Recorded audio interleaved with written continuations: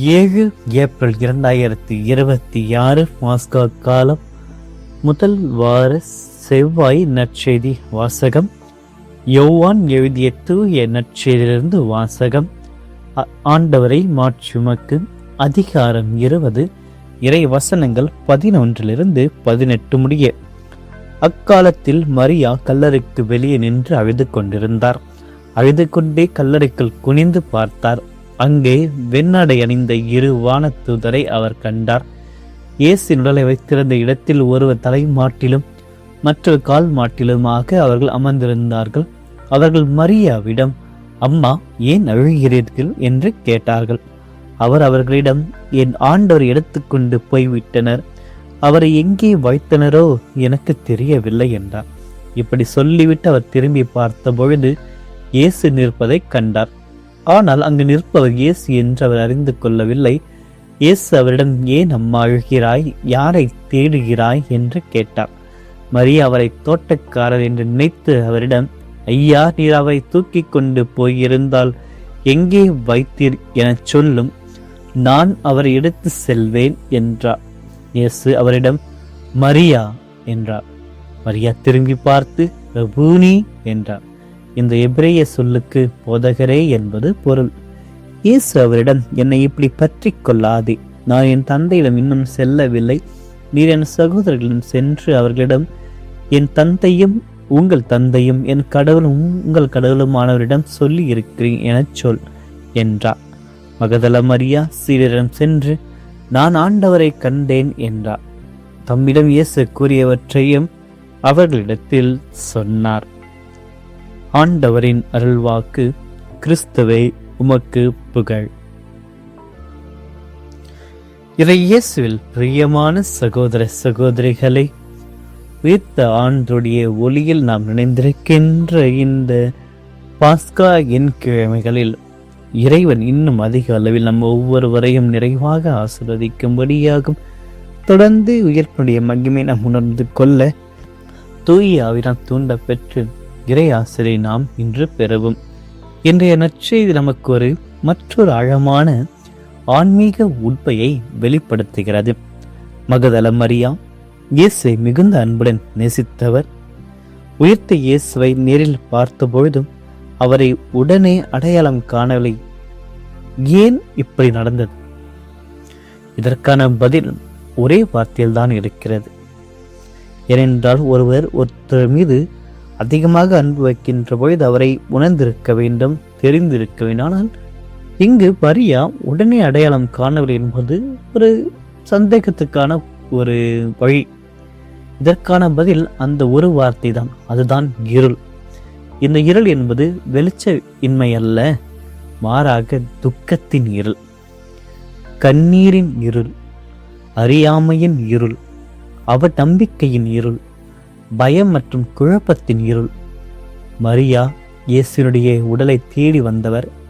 உயிர்த்த ஆண்டவரை எதிர்பார்க்கவில்லை. அதனால்தான் அவர் தோட்டக்காரர் என்று எண்ணினார். நாமும் பல சமயங்களில் இதே நிலைமையில் தான் இருக்கின்றோம். ஆண்டவர் நம்முடன் தான் இருப்பார். உயிரோடு நம்மோடு நடக்கிற ஆண்டவரை நம்முடைய கவலைகள், கண்ணீர்கள், கலக்கங்கள் மறைத்து விடுகிறது. அவருடைய பிரசனத்தை உணர மறுக்கிறது. மரியானுடைய அன்பு ஆழமாகத்தான் இருக்கிறது. அந்த அன்பு எப்பொழுது துக்கமாக மாறுகிறதோ, கஷ்டமாக மாறுகிறதோ, இறைவன் இந்த உலகை விட்டு சென்றாரே, சிலுவையில் அறியப்பட்டார் என்ற ஒரு கலக்கங்கள், வருத்தங்கள் அவளை மூழ்கடிக்கின்ற பொழுது அந்த அன்பு துக்கமாக மாறுகிறது. உண்மையை பார்க்க விடுவதில்லை. நம்முடைய வாழ்க்கையிலும் துன்பங்கள் மற்றும் மன அழுத்தம் கடவுளுடைய செயல்களை பார்க்க முடியாமல் செய்கிறது, உணர முடியாமல் வைக்கிறது. தவறான ஒரு எதிர்பார்ப்பு உண்மையை மறைக்கிறது. மரியா ஒரு இறந்த இயேசுவை தேடுகிறார். ஆனால் அங்கு இறந்தவர் அல்ல, உயர்த்தவர் இருக்கிறார் என்பதை உணரவில்லை. உயர்த்த இயேசுவை அல்ல.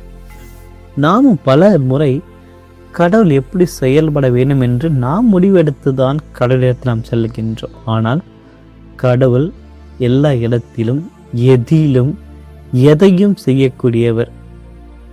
மரியா இறந்த இயேசுவை தேடிய அந்த ஒரு நொடி பொழுதில்தான் உயிர்த்த இயேசுவை அவர் தவற விடுகிறார். ஆக நம்முடைய செயல்களை ஒதுக்கிவிட்டு கடவுள் நம்முடன் எப்படி இருக்கிறார் என்பதை நாம் உணர வேண்டும். கடவுள் எப்போதுமே ஆச்சரியப்படுத்தும் விதமாகத்தான் செயல்படுகிறார். மரியா என்று அழைத்த அந்த ஒரு கணம் அவருடைய மாற்றத்தை கொண்டு வருகிறது. இயேசு மரியா என்று பெயர் சொல்லி அழைத்தவுடன் அவருடைய கண்களானது திறக்கப்படுகிறது. அந்த ஒரு வார்த்தை, அது ஒரு அன்பின் குரல், இயேசுவின் அதிசய குரல். அது அவருடைய இருளை மாற்றுகிறது. அன்பானவர்களை, இயேசு நம்மையும் பெயர் சொல்லிதான் அழைக்கிறார். நாம் கேட்கின்றோமா? அவர் குரலை கேட்கின்றோமா என்று சிந்தித்து பார்ப்போம். மரியா பதற்றப்படவில்லை. அழுதாலும் தேடினாலும் அங்கேதான் நின்று கொண்டிருக்கிறார். அது ஒரு நிதானம். அந்த ஒரு நிதானம் நம்பிக்கையின் ஒரு அடையாளம் என்பதை நாம் உணர்ந்து கொள்ள வேண்டும். இறுதியில் தான் அது உண்மைக்கு கொண்டு வரப்படுகிறது. நம்முடைய வாழ்க்கையில் சின்ன சின்ன பிரச்சனைகளுக்கு கூட நாம் உடைந்து போகிறோம்.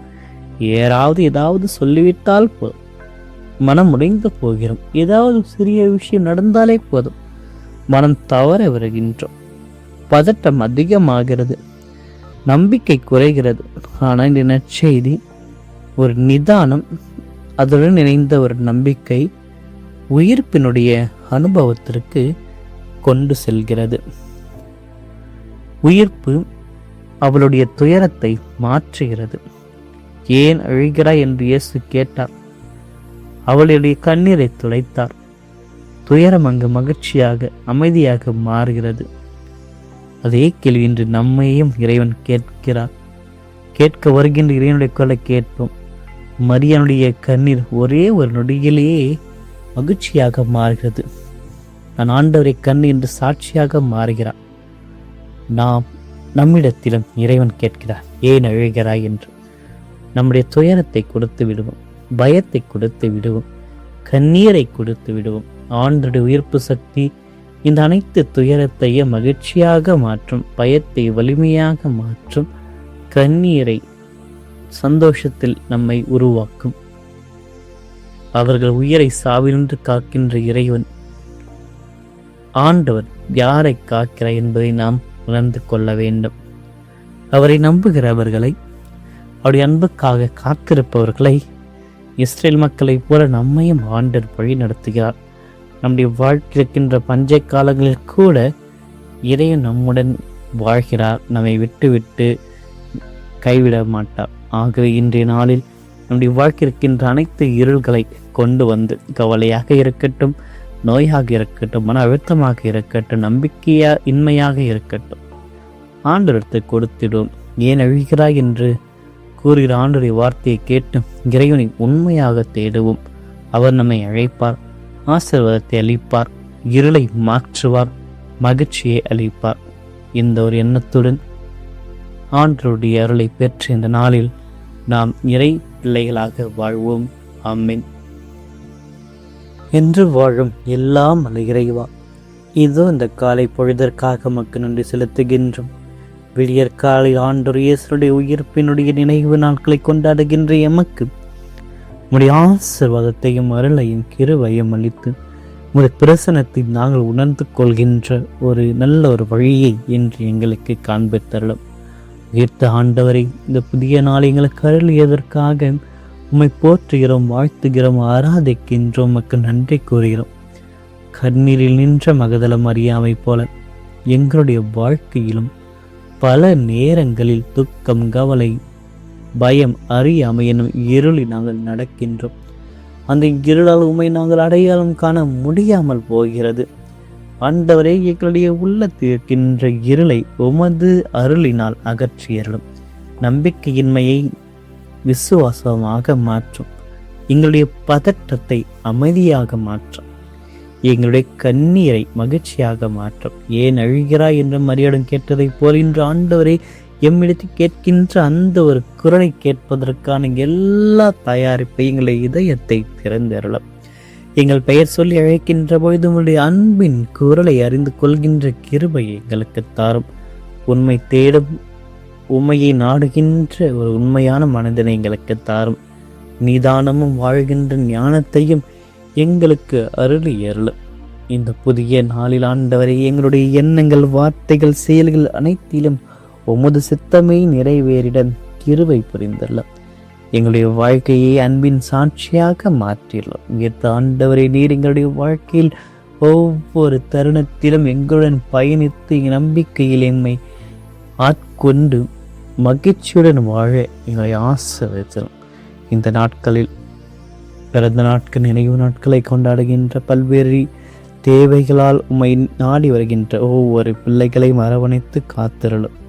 இறைவான் இருக்கின்ற நம்பிக்கை எங்களுக்கு அளித்தலும், பிரசனம் இருக்க நம்பிக்கை அளித்தலும். உம்மோடு வாழவும், உம்மைப்போல் வாழவும், உமக்காகவே வாழவும் எல்லா கிருபையும் எங்களுக்கு அளித்தலும். இந்த மன்றாட்டுக்களை எல்லாம் எங்கள் ஆண்டவராகிய கிறிஸ்து வழியாக மன்றாடுகிறோம். ஆமீன்.